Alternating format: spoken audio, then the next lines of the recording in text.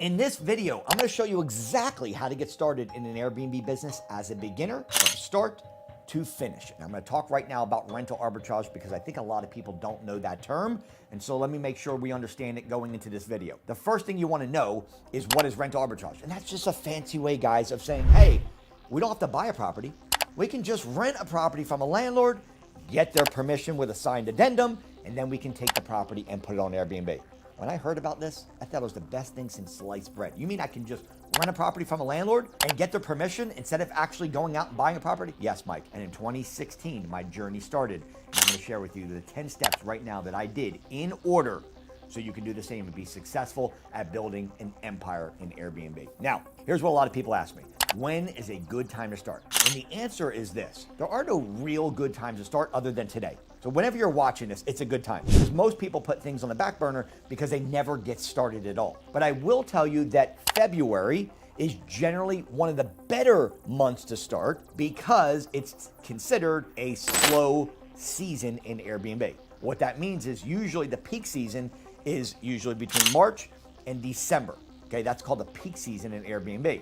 So if you can get started in the slower season, you have that time to build up, to get ready, to get your property ready, and then you can crush it starting in March when we hit spring break.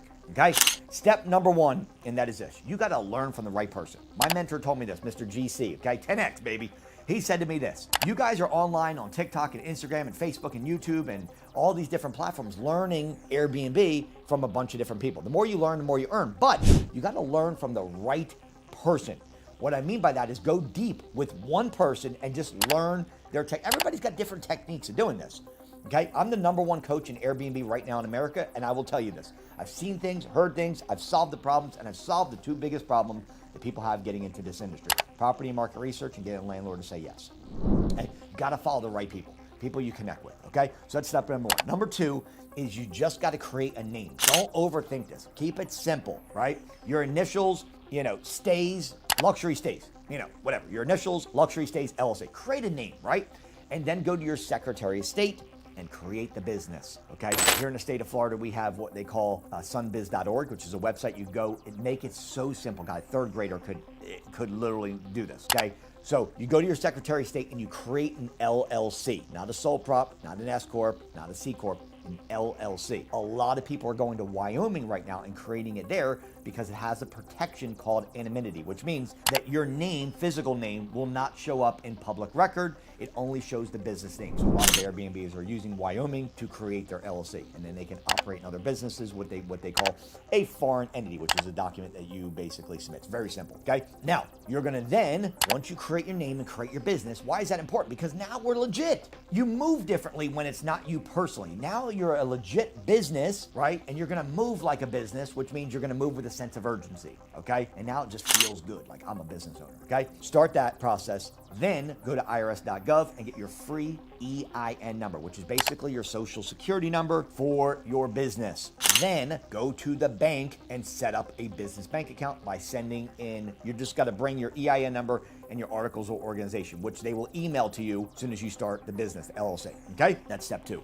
Step three is you gotta pick a market, okay? Now, how do we pick a market? Well, just because you live in an area right now, does that mean that that area is good for Airbnb? No or no? No, just because an area you live in doesn't necessarily mean it's a good area. And I think a lot of people get caught up in this. They say, I gotta have an Airbnb right there in my little zip code. That's a horrible way of thinking about this. Guys, you don't have to have an Airbnb anywhere near you. This is a remote business. As long as you have Wi-Fi on your cell phone, you can run this business from anywhere. So when I say pick a market, what I want you to do is I want you to pick an area that you probably would want to go to on vacation. The cool thing about this is being an Airbnb host also allows you to book a couple days for you and your family to go to your own Airbnb, and you don't have the expense of hotels or staying places because you can actually stay in your own Airbnb when you go there, okay? I'll tell you a couple good states: Florida, Texas, Arizona, Georgia. These are good Airbnb cities. They're very friendly Airbnb cities, okay? Tennessee, great one as well, okay? And I've got a list of bunch of different cities I'll share with you guys. But for the purpose of this video, I want to make sure that you guys understand that you don't have to be right there in your backyard, because right there in your backyard, might not be a good market, okay? How do you check your market? Well, you can go to airdna.co, and you'll be able to get a free version to start with. Now, listen what I'm telling you. Do not get into Airbnb without paid software. It's like getting into a car without brakes or getting into a plane knowing that it has no engine in there. It's disastrous. Don't do it. Get the paid version so you know that your numbers are not skewed. But anyway, when you get on AirDNA, you can check the market score.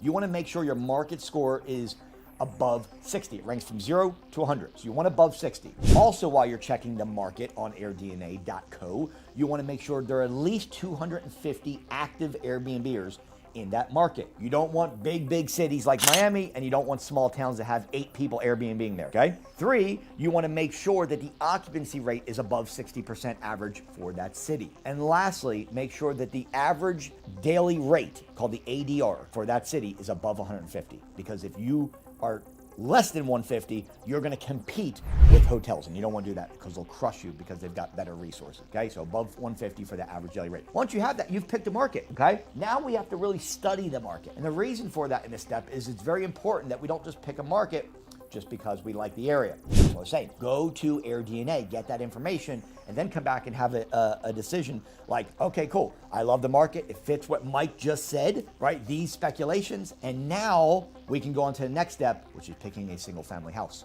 The reason we want to pick a single family house and not an apartment, which some people teach, and it's so asinine when people do this, go get an apartment. Yeah, what they're not telling you is that you have to have business credit. Most apartment complexes look for a PAYDEX score, which is created from your Dun & Bradstreet, the largest credit bureau on the business side of things. You create a PAYDEX score, which goes from 0 to 100. My job is to help you get to an 80. That's a benchmark. But if you're going to start there, make sure you have business credit already to get into an apartment, because they're going to ask for that. They're also going to ask for financials, and they're going to ask for probably some type of tax return. So if people are saying get into apartments first, make sure your personal credit and your business credit are on par first. I recommend, and this is the way I got started, get into a single family house first. It's much easier to pitch Johnny, who owns a house, or Susie, who owns a house, because they're not looking for business credit. They're not looking to make sure your PAYDEX score is an 80. They generally don't care if you've got your financials in place, okay? I figured this game out early. Just listen to what I'm saying. Go single family house first as your first rental Airbnb or a townhouse, but no condos or apartments to start with. We can always go there later and get into corporate leasing, okay? Now, next step is this. You got to do the math, okay? And this is why I told you don't get into Airbnb. And I will tell you this, the majority of people, over 80% of people, fail in their first year of Airbnb. Now, why do you think that is? I'm going to tell you. Property market research, pick the wrong property in the wrong market, and they just can't get a landlord to say yes for nothing because they have no credibility, no background, no Airbnbs, no references, no website, no credit, and it's disastrous. You're contacting a landlord to let you run a business essentially out of their property, and you've got zero credibility, right? So doing the numbers means this. You're going to use the software AirDNA, the same software I told you to do market research on. When you're on AirDNA, you are looking for a couple factors. The first factor is you want to make sure that the property brings in a minimum of 2 times the amount of rent. For example, if the rent payment is $2,000, I would like to see $4,000 average in guest revenue. That's how I know I have a good property. If the rent payment on the property I'm looking for is $1,500, I'd like to see $3,000 or higher in guest revenue. How do I know that? Because AirDNA gives us this data, and AirDNA scrapes data from my students and other Airbnbers in that area and says, how are they doing? And so it compiles an average of what